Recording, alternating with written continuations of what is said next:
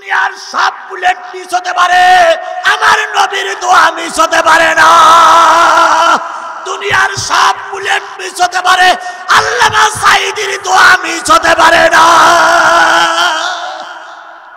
আল্লামা সাঈদী বলেছিলেন, জুলুম বন্ধ করো, অত্যাচার বন্ধ করো, নতুবা এমন সময় আসবে পালানোর জন্য ইঁদুরের গর্ত। কথাটা কাজে লেগেছে? এই কথা বলেন, কথাটা কাজে লেগেছে? কাজে লেগেছে। এর নাম ওলি। ওলি তো খুঁজে পাও না। ওলি খোঁজো সেই লোকের যে লোক টাকা হলে শুধু বিয়ে করে। ওলি খোঁজো সেই লোকের যে লোকের কাছে নারী ব্যবসা চলে। ওলি খোঁজো সেই লোকের যেই লোক শুধু টাকা ছাড়া আর কিছু বোঝে না। প্রকৃত ওলি আমরা চিনতে পারলাম। আল্লামা সাঈদী বলেছেন, উত্তর গগনে কালো মেঘ জমেছে, ঝড়ের পূর্বাভাস লক্ষ্য করছি। কথা বলেন ঠিক না ঠিক? শক্ত হাতে যদি মোকাবেলা করতে না পারে এমন অমাবস্যার আধার নেমে আসবে যার সবে সাদেক। তাই 15টা বছর তো আমরা সেটাই দেখেছি। কথা বলেন ঠিক না ঠিক? উনি আরেকটা কথা বলেছিলেন, কিভাবে যে বলতেন আল্লাহই ভালো জানে। আমরা আল্লাহর ওলিকে হারিয়েছি, আল্লাহ তার জান্নাতের মেহমান হিসেবে কবুল করিনি। আর আমরা যারা তাদের পক্ষে আছি, আল্লাহ যেন সাঈদীর সঙ্গে আমাদের জান্নাতে কবুল করে।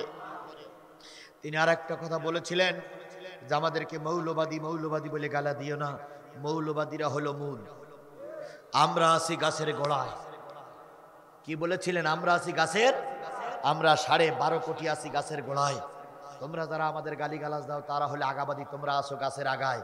বেশি বাড়াবাড়ি করবা না, বেশি ফালাফালি করবা না। 12.5 কোটি মানুষ গাছের গোড়া ধরে নাড়া দেবে, মামুর বাড়ি দিল্লি যেয়ে পড়বা, কিয়ামতের আগে আর আসতে পারবা না। তাই হয়েছে না? আমি চিন্তা করি, আল্লামা সাঈদী আমেরিকার কথা বলিনি, আল্লামা সাঈদী শ্রীলঙ্কার কথা বলিনি, আল্লামা সাঈদী মায়ানমারের কথা বলিনি, বলেছে কার কথা? দিল্লির কথা। ঠিক ঠিক সেই দিল্লি থেকে পড়েছে। জাতির পিতা জাতির বাবা মুজিব বাবা স্বপ্ন ডেকি কয়, দেশটা তো আমার একা অন্য কারো নয়, মাগো দেশটা তো আমার একা অন্য কারো নয়। জাতির বাবা মুজিব বাবা স্বপ্ন ডেকে কয়, দেশটা তো আমার একা অন্য কারো নয়। আমার কন্যা শেখ হাসিনা কারোর সে যে ধার ধারে না, দড়ি তাহার বান্দা আছে দিল্লির খোটায়, দড়ি তাহার বান্দা আছে দিল্লির খোটায়। দেশটা তো আমার একা অন্য কারো নয়। আমার ভাইয়েরা, আল্লাহ নবী সাল্লাল্লাহু আলাইহি ওয়াসাল্লাম দাওয়াতি কাজ করে চলে গেলেন। আমর আর আমরের মা ঘরে ঢুকলো। পরের দিন উহুদে গেলেন নবী কয়শ লোক নিয়ে। তুমুল বেগে যুদ্ধ চলছে। আমরের মা সকালবেলা ঘুম থেকে জেগে মুরগি জবাই করে মাথা আলাদা করলে যেমন ছটফট করে, কবুতর জবাই করে দিলে খাড়িটা কেটে দিলে যেমন ছটফট করে, আমরের মা বারান্দায় ছটফট করতে স্যার মোহাম্মদ মোহাম্মদ বলে চিল্লায়। আমরের ঘুম ভেঙে গেল। মা কাঁদতো কেন? কয় নবী মোহাম্মদ 2 দিন আমার মা বলে ডেকেছে, আমার দিলটা জড়িয়ে গেছে। তুই 25 বছর 22 বছর আমাকে মা বলে ডেকেছিস, আমার মনে শান্তি লাগে নাই, সুতরাং আমার দিলটা জড়িয়ে গেছে। আমার চিন্তা করলো ভালো মানুষটার একটু খোঁজ নিয়ে আসি, দেখি মদিনায় কি অবস্থা। যেয়ে দেখে একদল যুবতী মহিলারা ছোট্ট ছোট্ট বাচ্চাগুলো কোলে করে নিয়ে বসে আছে। বাচ্চাগুলো দুধ খায় না, মার চোখ বেয়ে বেয়ে পানি পড়তেছে। আমার বললেন, ও নারী কান্দো কেন? নারীরা বলতেছে, তুমি কি মুহাম্মাদের ইতিহাস জানো না? কয় কি? কয় তিনি তো যুদ্ধের ময়দানে গেছেন, যদি যুদ্ধের ময়দানে শহীদ হয়ে যায় তোমার মতন যুবককে আমরা ছেড়ে দেব না। সেটা তো বুঝলাম, তোমার বাচ্চাগুলো কেন দুধি মুখ লাগায় না? কয় মুহাম্মাদের মহব্বতে আমার বাচ্চাগুলো দুধ খাওয়া ছেড়ে দিয়েছে। আমার চিন্তা করে নবী মুহাম্মাদের মহব্বতে যে বাচ্চারা দুধ ছেড়ে দেয় নিশ্চয়ই লোকটা ভালো লোক। কিছুদূর পরে যে দেখে এক মসজিদের ভিতর, মদিনার মসজিদের বারান্দায় বসে, মসজিদে বসে কিছু বুড়া মানুষ কাঁদতেছে, আল্লাহ নবীকে হেফাজত করো, নবীকে হেফাজত করো। আমার দিকে দাঁড়ায় বলতেছে, বুড়োরা কাঁদতো কেন? বুড়োরা হুঙ্কার দিয়ে বলতেছে, কে গো তুমি? মদিনার যুবক। নবী উহুদের ময়দানে গেছে, শুনুনি? কয় শুনেছি। কয় আমাদের নিয়ে যাই না, আমরা বয়স্ক মানুষ, যদি নবী মুহাম্মদ যুদ্ধের ময়দান থেকে শহীদ হয়ে যায় তোমাকে আমরা ছেড়ে দেব না। আমরের দিলের ভিতরে পরিবর্তন আসলো। আরেকটু জোরে বলা যাবে না সুবহানাল্লাহ? আমর ফিরে আসলো, মা বারান্দায় বসে বসে গাউ মাউ করে কাঁদতেছে। আমর ডাক দিয়ে বলল, মা চোখের পানি মুছে ফেলো, তোমার আমর যুদ্ধের ময়দানে যাবে। হেদায়েত যারে আল্লাহ দেয় তার এভাবেই হেদায়েত পায়। কথা বলেন ঠিক না বেঠিক? আর যার কপালে হেদায়েত নেই সে নবীর সামনে দাঁড়িয়েও হেদায়েত পায় না।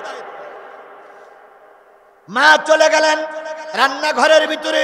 সারা রাত ছেলে আমার খাইনি, এখন মাথার পরে সূর্য, এখন খেয়ে একটু শক্তিশালী না করলে যুদ্ধের ময়দানে টিকতে পারবে না।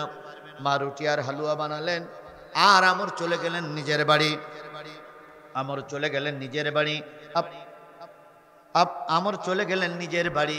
নিজের বাড়িতে যে ঘোড়া খারশালার থেকে বড় ঘোড়াটা বাইর করলেন, তরবারি নিলেন, যুদ্ধের পোশাক পরে যখন আমর ঘরের থেকে বেরিয়ে আসে, আমরের মা নাস্তার প্লেট খানা নিয়ে বলতেছে, আমর রে তুই যাবার সময় একটু রুটি আর হালুয়া খেয়ে যা, নতুবা যুদ্ধের ময়দানে টিকতে পারবি না। আমর তখন মাথাটা নিচু করে মার দুই গালে দুটো চুমা দিয়ে বলতেছে, মা তুমি না আমার সেইতে নবীরে বেশি ভালোবাসো। তুমি না সকালবেলা বলেছো 2 দিন নবী মা বলে ডেকেছে, তোমার প্রাণটা জুড়িয়ে গেছে। তোমার হাতের তৈরি করা নাস্তা খেতে যেয়ে যদি আধা ঘন্টা দেরি হয়ে যায়, আর আমি যে যুদ্ধের ময়দানে যেয়ে যদি দেখি আল্লাহর নবী শহীদ হয়ে গেছে, কিয়ামতের দিন নবীর সামনে দাঁড়াতে পারবো না মা।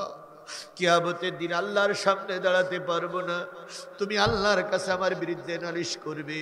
ও মা নাস্তা নিয়ে যাও, তোমার আমর যদি যুদ্ধের ময়দান থেকে গাজী হয়ে ফিরে আসে, সেদিন তুমি আর আমি নাস্তা করব। আর যদি উহুদের ময়দানে শহীদ হয়ে যায়, জান্নাতের সিঁড়িতে আল্লাহ যেন তোমার আর আমার নাস্তা খাওয়ার ব্যবস্থা করে দেয়। মা সন্তানের জন্য পাগল। মা একটু রুটি আর একটু হালুয়া নিজে প্যাকেট করে আমরের গালের ভিতরে ঢুকাই দিল। আমর চিবাইতে চিবাইতে খাইতে খাইতে কালো কাপড় পরে দ্রুতগামীতে উহুদের ময়দানে হাজির হয়ে গেছে। যে দেখে বিকট ভাবে যুদ্ধ চলছে, বেপরোয়া যুদ্ধ চলছে।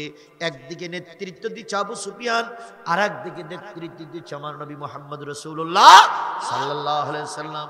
নবীর পিছনে যে দাঁড়ায় বলতেছি, ইয়া রাসূলুল্লাহ, হে আব্দুল্লাহর বেটা মুহাম্মদ, তাকায়ে দেখেন আপনার আমর উহুদের ময়দানে এসেছে।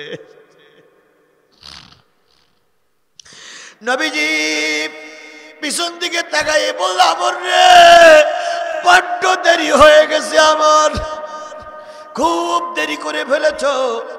আমর বলেন, ইয়া রাসূলুল্লাহ, গোস্তাকে মাফ করবেন। নবীজি বললেন, আমর তাকায়া দেখ, উহুদের ময়দানে আমির হামজা শহীদ হয়ে গেছে। আমির হামজা শহীদ হয়েছে, আমার চাচা শহীদ হয়েছে। বুকটা চিরে হিন্দা নামক পাপিষ্টা মহিলা কলিজাটা বের করে চিবাচ্ছে। পুরুষাঙ্গ কেটে নিয়েছে, চোখ তুলে নিয়েছে, কান কেটে নিয়েছে, নাক কেটে নিয়েছে, আঙুলগুলো কেটে নিয়ে একটা মালা বানিয়ে গলায় পরিয়েছে। কাপড় খুলে নেংটি হয়ে ওই পাপিষ্টা মহিলা আমির হামজার বুকের পরে নাচানাচি করতেছে। যদি আর একটু আগে আসতিস আমর, হয়তো আমির হামজা যুদ্ধের ময়দানে মারা যেত না। আমর বলেন, ইয়া রাসূলুল্লাহ, আপনার চোখের পানি আমি সহ্য করতে পারি না। আমি যুদ্ধের ময়দানে গেলাম, দেখি না কতটুকু কি করতে পারি। আমর যখন যুদ্ধের ময়দানে যাচ্ছিলেন, নবী তখন পিছন দিক থেকে জামাটা টেনে ধরে বলতেছে, আমর রে যাওয়ার আগে কালেমা পড়ে যা। এই যুদ্ধে যদি তুই মারা যাস, আমি আল্লাহর নবী তোর জান্নাতের জিম্মাদার।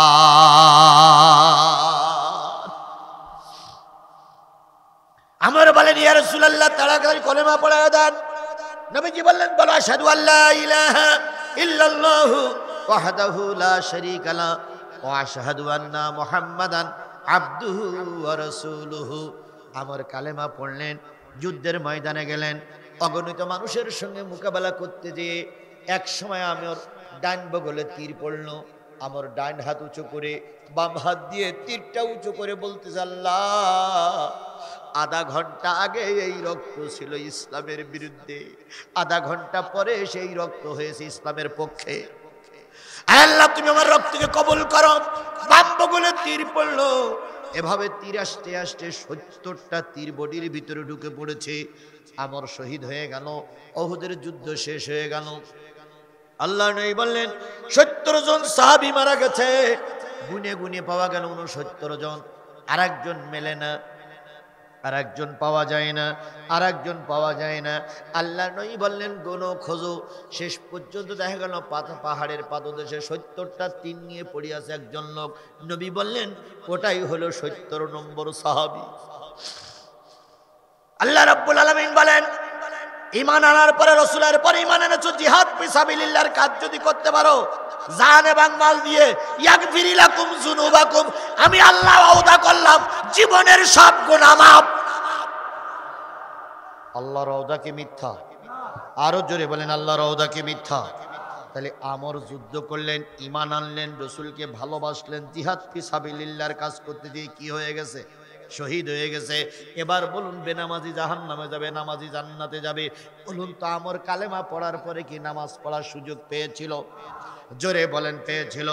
এই জন্য একজন বেনামাজি ঈমান আনার পরে জান্নাতে যাবে, সেই আমর যে ঈমান আনার পরে নামাজ পড়ার ওয়াক্ত পর্যন্ত সময় পায়নি, তার আগে দিন কায়েমের জন্য কি হয়েছে? শহীদ হয়ে গেছে।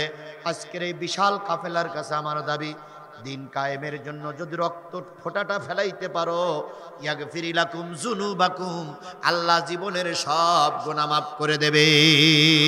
সুতরাং সকল মুসলমানের কাছে আজকে আমার দাবি, আজকে কোরআনের দাবি, যতদিন বেঁচে আছি কার পরে ঈমান এনে রাখবো, তারপরে রাসূলকে ভালোবাসবো। 3 নম্বর দিন কায়েমের পক্ষে থাকবো, কোরআন প্রতিষ্ঠার পক্ষে থাকবো। কারা কোরআন প্রতিষ্ঠার পক্ষে আছেন যাবার আগে 2 হাত উঁচু করে দেখাইয়া দেন।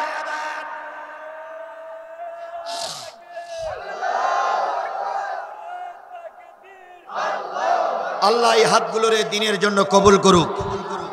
আরো জোরে বলেন আমিন, আরো জোরে আমিন, আরো জোরে। বন্ধুগণ, নবীজি যখন আমরকে খুঁজে পাইলেন, আবু বকরকে বলেন আবু বকর একটু গালে একটু মুখ লাগাও। কয় কাফেরের গালে মুখ লাগাবো না। আবু বকরকে জোর করে মুখ লাগানো হলো। আবু বকর ওঠে, উপরে ঠোঁট চষে, নিচে ঠোঁট চষে। নবীজি বললেন ঠোঁট চষে কেন? কয় ইয়া রাসূলুল্লাহ, আমরের মুখ যে এত মিষ্টি, এত সুগন্ধ আমি কখনো শুনিনি, দেখিনি। নবীজি বললেন কেন হবে না, মার হাতের নাস্তা খাইনি। নাস্তা না খেয়ে যুদ্ধের ময়দানে এসেছে, এখন মরার পরে ফেরেশতারা প্রতিযোগিতা করে জান্নাতের খাবার খাওয়াচ্ছে। সেই জান্নাতের খাবার নিয়ে আমরা জান্নাতে যেতে চাই। আল্লাহ রসুলের কাছে প্রশ্ন করার, ইয়া রাসূলুল্লাহ আইয়ুল আমালুল আফজাল? নবী বললেন আল্লাহর পরে ঈমান আনো, তারপরে রসুলের পরে ঈমান আনো। তারপরে যতদিন দেশে দিন কায়েম না হয় ততদিন জিহাদের পথেই থাকো। আমরা আল্লাহর প্রতি ঈমান এনেছি, রসুলের পরে ঈমান এনেছি, এখন আমাদের শেষ কাজ বাকি আছে। দিন কায়েম না হওয়া পর্যন্ত ঘরের দরজা দিয়ে বসে থাকবো না, ইনশাল্লাহ, ইনশাল্লাহ, ইনশাল্লাহ, ইনশাল্লাহ। তাহলে আমরা দিন কায়েমের পক্ষে থাকবো ইনশাআল্লাহ।